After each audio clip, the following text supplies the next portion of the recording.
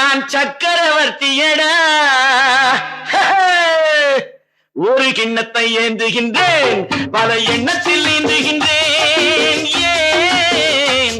ஒரு கிண்ணத்தை ஏந்துகின்றேன் ஏன்